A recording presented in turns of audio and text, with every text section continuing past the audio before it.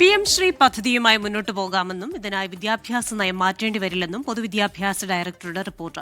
കേന്ദ്ര നിബന്ധനകളിലെ SSK fund സംസ്ഥാനത്തിന് അനിവാര്യമെന്നും പദ്ധതിയുമായി മുന്നോട്ട് പോയില്ലെങ്കിൽ ഈ ഫണ്ടുകൾ ലഭ്യമാകില്ലെന്നും റിപ്പോർട്ടിൽ പരാമർശം. പൊതുവിദ്യാഭ്യാസ ഡയറക്ടർ നൽകിയ റിപ്പോർട്ടിൽ അന്തിമ തീരുമാനമെടുക്കുന്നത് സംസ്ഥാന സർക്കാരാണ്. അജ്മൽ ദിറാറാണ് തിരുവനന്തപുരത്ത് നിന്ന് വിശദാംശങ്ങളുമായി ചേരുന്നത്.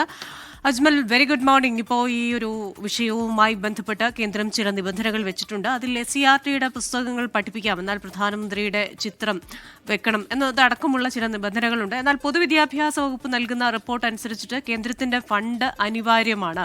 ആ ഫണ്ടിന്റെ ആവശ്യകതയ്ക്കായി ഈ സ്കീമിലേക്ക് പോകേണ്ടി വരുമെന്നാണ്. എന്തായിരിക്കാം സർക്കാരിന്റെ ഒരു തീരുമാനം? Good morning Christina.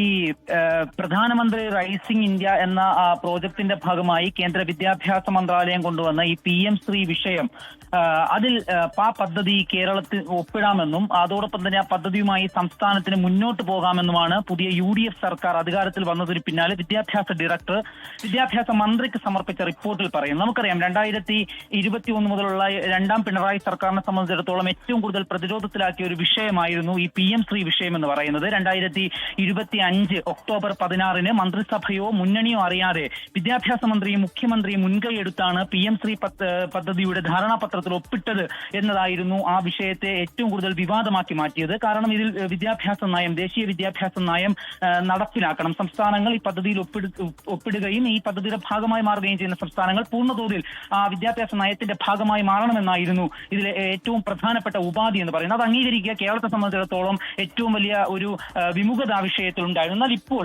ഈ വിദ്യാഭ്യാസ ഡയറക്ടർ വിദ്യാഭ്യാസ മന്ത്രിക്ക് നൽകിയ റിപ്പോർട്ടിൽ പറയുന്നത് അത്തരത്തിൽ ഏതെങ്കിലും തരത്തിൽ ഈ വിദ്യാഭ്യാസ നയത്തെ കേരളം ഈ പദ്ധതിയിൽ ഒപ്പിടുന്നതിലൂടെ അംഗീകരിക്കേണ്ടി വരില്ല എന്നാണ്. കേരളത്തിൽ ഇപ്പോൾ നിലവിലുള്ള SCERT പുസ്തകം തന്നെ കുട്ടികളെ പഠിപ്പിച്ചാൽ മതി എന്നാണ് ഇപ്പോൾ വിദ്യാഭ്യാസ ഡയറക്ടർ ഈ വിഷയത്തിൽ വിദ്യാഭ്യാസ മന്ത്രിക്ക് നൽകിയ റിപ്പോർട്ടിൽ പറയുന്നത്. അതോടൊപ്പം തന്നെ PM ശ്രീ വിഷയത്തിൽ ഇപ്പോ പ്രധാനമന്ത്രിയുടെ ചിത്രം സ്കൂളുകൾക്ക് മുമ്പിൽ, പദ്ധതിയുടെ ഭാഗമാകുന്ന സ്കൂളുകൾക്ക് മുമ്പിൽ പതിപ്പിക്കേണ്ട ഒരു സാഹചര്യം ഉണ്ടെങ്കിൽ പോലും SSK ഫണ്ട് കിട്ടണമെങ്കിൽ നമുക്ക് ഈ പദ്ധതിയുമായി മുന്നോട്ട് തന്നെ പോകേണ്ടതുണ്ട് എന്നും അതോടൊപ്പം തന്നെ ഈ SSK ഫണ്ടിൽ ഏതെങ്കിലും തരത്തിൽ ലഭിക്കാത്തൊരു സാഹചര്യം എന്നത് സംസ്ഥാന വിദ്യാഭ്യാസ വകുപ്പിനെ സംബന്ധിച്ചിടത്തോളം വലിയൊരു പ്രതിസന്ധി സൃഷ്ടിക്കുമെന്നാണ്. അപ്പൊ ഏതെങ്കിലും തരത്തിൽ ഈ പറയുന്നത് പോലെ ദേശീയ വിദ്യാഭ്യാസ നയം സംസ്ഥാനത്ത് നിർബന്ധിതമായി അടിച്ചേൽപ്പിക്കുന്ന ഒരു സാഹചര്യം നിലവിൽ PM ശ്രീയുടെ ഭാഗമാകുമ്പോൾ ഉണ്ടാകുന്നില്ല എന്നും അതോടൊപ്പം തന്നെ SSK ഫണ്ട് ലഭിക്കാതിരിക്കുന്നത് ഉണ്ടാക്കുന്ന പ്രതിസന്ധി മറികടക്കാൻ നിലവിൽ ഈ പറയുന്ന PM ശ്രീ പദ്ധതിയുടെ ഭാഗമായി സംസ്ഥാനം മാറണമെന്നും തന്നെയാണ് വിദ്യാഭ്യാസ ഡയറക്ടർ വിദ്യാഭ്യാസ മന്ത്രിക്ക് നൽകിയ റിപ്പോർട്ടിലുള്ളത്. ഏതായാലും വിഷയം മുന്നണിയുമായി ചർച്ച ചെയ്ത ശേഷം സർക്കാർ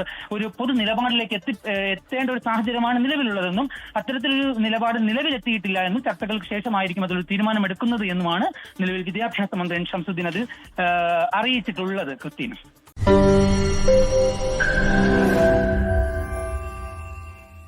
ലോകത്തെവിടെയായാലും ഏത് സമയത്തും 24 വാർത്തകളും ഓഗ്മെന്റഡ് റിയാലിറ്റി പാക്കേജുകളും എക്സ്പ്ലെയിനറുകളും വിശദമായി കാണാൻ ഞങ്ങളുടെ YouTube ചാനൽ നിങ്ങൾക്ക് സബ്സ്ക്രൈബ് ചെയ്യാം.